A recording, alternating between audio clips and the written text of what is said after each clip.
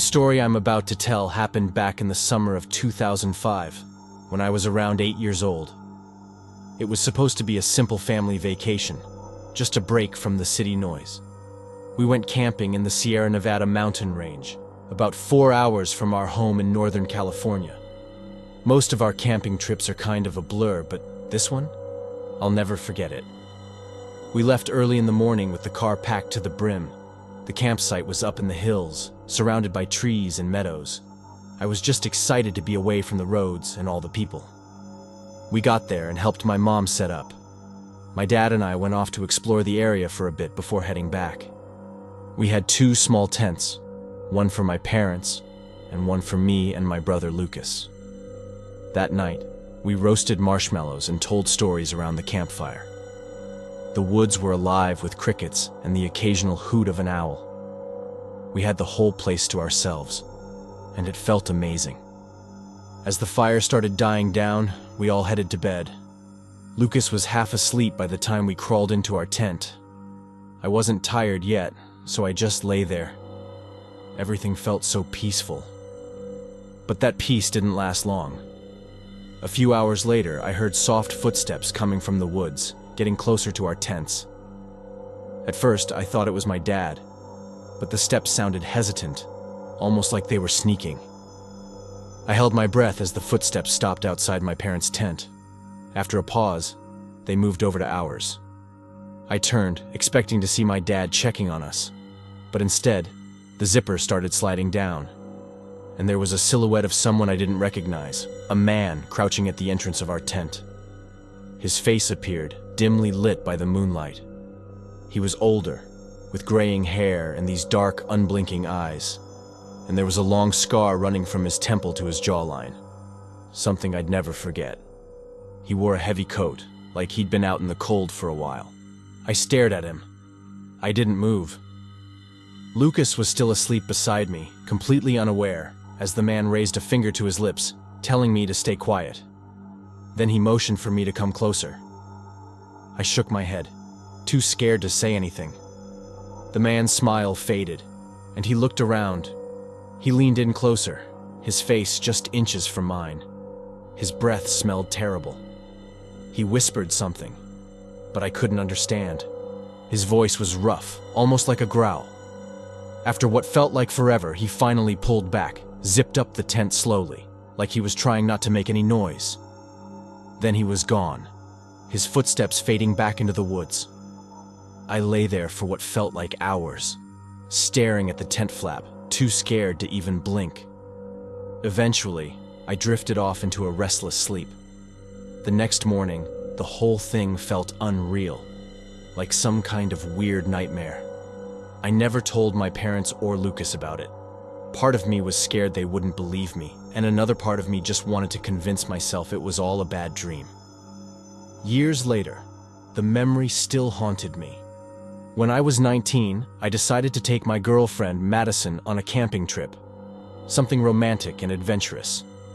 We borrowed a small RV from her uncle and drove upstate, stopping at different campgrounds. The first couple of days were perfect. We laughed, cooked over the fire, and stayed up late watching movies on my laptop. But on the 4th night, everything changed. We'd been driving all day, and by the time we found a campground, it was already getting dark. The place was nearly empty. Old picnic tables, overgrown grass, and abandoned fire pits. It wasn't ideal, but we were tired, so we decided to stay. We parked in the least run-down spot, set up a quick fire, and settled in. We were watching a movie when we heard rustling outside. I paused, listening. The sound came again, the crunch of footsteps in the underbrush. Madison glanced at me, her eyes wide. We stayed quiet, waiting. A shadow moved past the window. Someone was circling the trailer. The shape moved closer and the handle rattled, like someone was testing it. I jumped up, grabbing the flashlight. I flung the door open, shining the light outside. Nothing, just darkness, the beam of my flashlight cutting through empty space. The night was completely silent. I stepped outside, looking around. There was no sign of anyone. Madison stayed inside, peeking through the window, her face pale. I walked around the trailer, but there was nothing. No one. After a few minutes, I gave up and went back inside. We tried to brush it off, but the tension was still there. A little later, Madison went outside to use the bathroom, and moments after, I heard her scream. I rushed out. Madison was standing near the front of the trailer, pointing towards my truck. I turned, and there he was, crouched by the back wheel, an old man, gaunt face, wild eyes, and that scar running from his temple to his jawline. He grinned at me, showing yellowed teeth, muttering something I couldn't quite hear. I yelled at him. He didn't move. He just kept staring, that grin plastered on his face. Then he started laughing, a wheezing, raspy sound that echoed in the darkness. Madison grabbed my arm, and we backed away towards the trailer. The man stayed crouched, his laughter turning into a whisper. We didn't stick around. We scrambled back into the trailer, locked the door, and packed up as fast as we could. We drove away, the headlights cutting through the darkness. In the rearview mirror, I could see him still crouched by the truck, his figure getting smaller and smaller as we sped off. We didn't stop until we found a motel a few miles down the road. To this day, I can still see his face, the way he grinned, the sound of his laughter. It was the same look, the same scar I remembered from all those years ago at that campsite when I was a kid. I don't know if it was the same man, or if my mind was playing tricks on me, but I do know one thing. I'm never going camping again.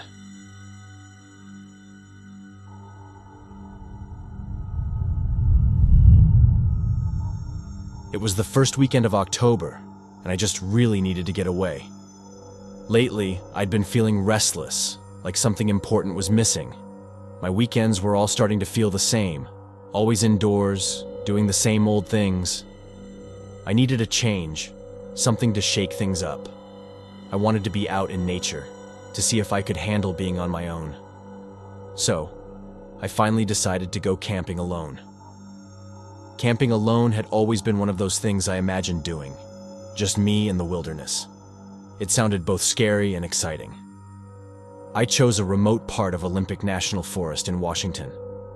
The idea of being far away from everything, surrounded by nothing but trees and sky, really appealed to me. Early October seemed perfect.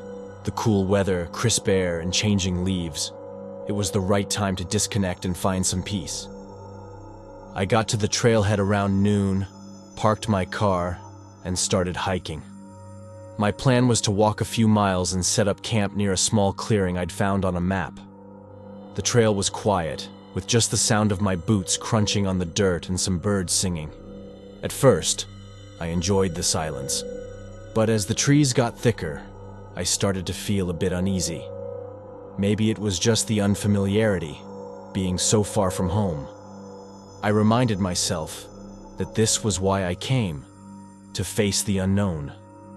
After about an hour of hiking, I saw another hiker up ahead. It was strange because I hadn't seen any other cars when I parked. He was tall, wearing an old flannel shirt and carrying a backpack.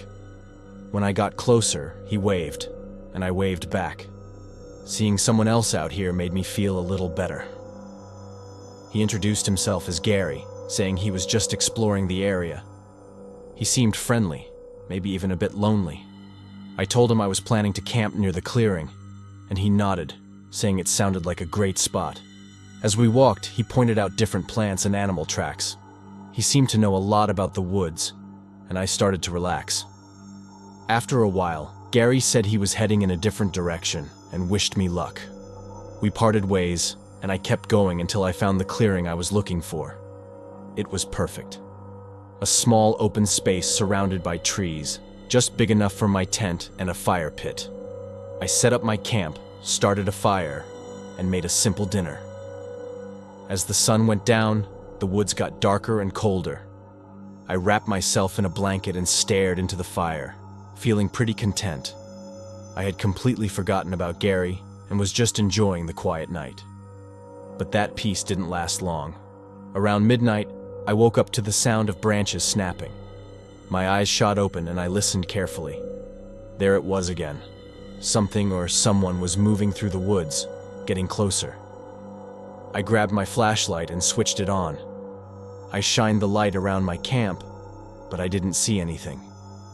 I took a deep breath, telling myself it was probably just an animal. But then I heard a low cough.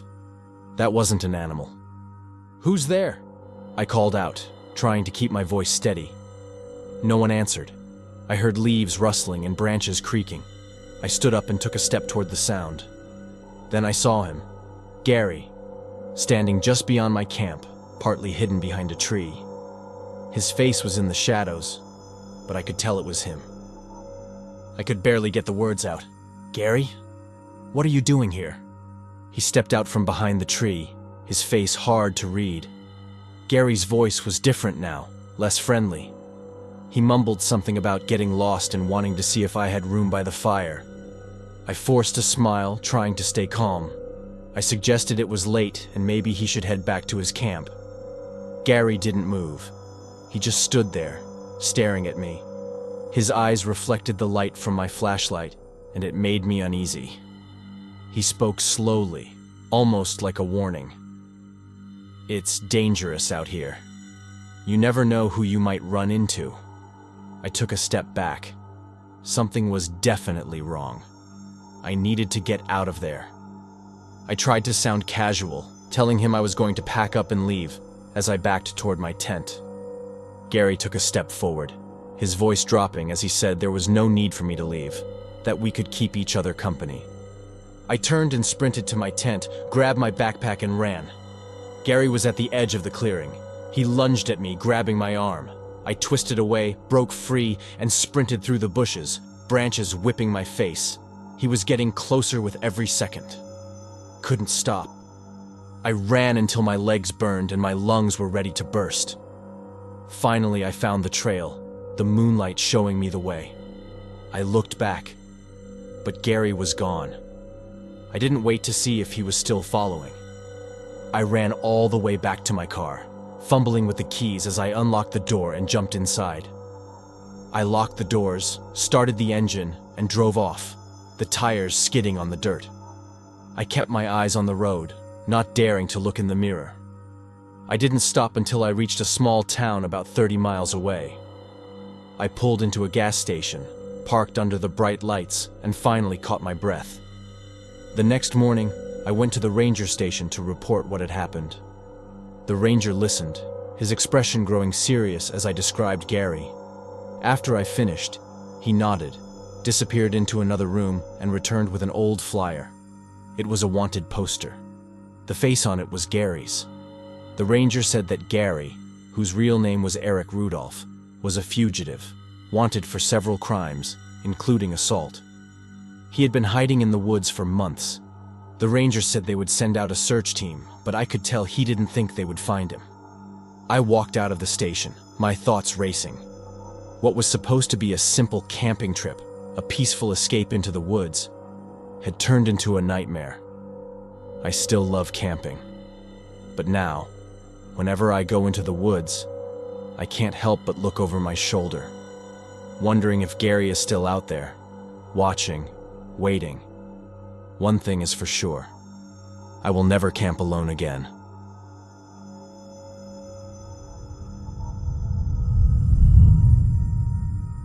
This happened a few years ago in early October. Every fall, my friends and I would go camping. That year, we chose Yosemite. It was our way of staying close, even though we were all busy.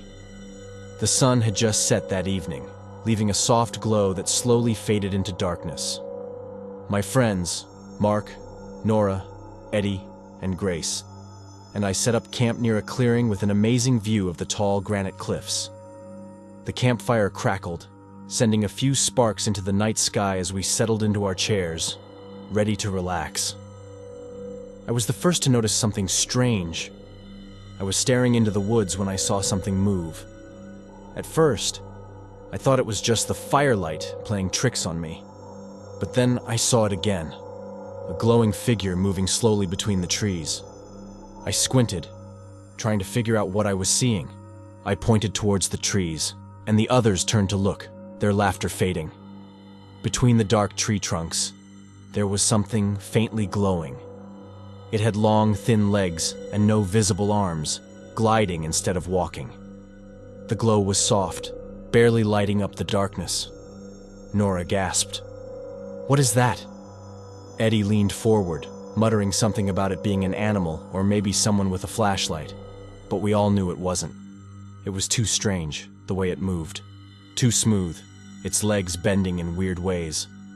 Grace watched it get closer, looking more and more uneasy. Eddie said he'd heard about something like this before. They called it the night crawler. He said it was supposed to be some kind of spirit or creature that showed up around here. Nora whispered, asking if it could be an alien. Eddie nodded a bit, saying some people thought it was harmless, though it definitely looked creepy. We all just sat there, silent, watching it move closer. It didn't seem to notice us. The way it glided through the trees made it look almost unreal. I just hoped it would pass us by. I kept thinking, stay quiet and hope it goes away. Everyone seemed to have the same idea as we watched it move past our camp. It got closer, and we could see it more clearly. Its legs were impossibly long, its body thin and almost see-through. No face, no arms, just a glowing figure that seemed to float rather than walk. Grace grabbed Nora's arm, worried it might come toward us. Eddie motioned for us to stay still, his eyes glued to the figure. Then it stopped, turning slightly towards our camp. We froze, eyes locked on its glowing shape.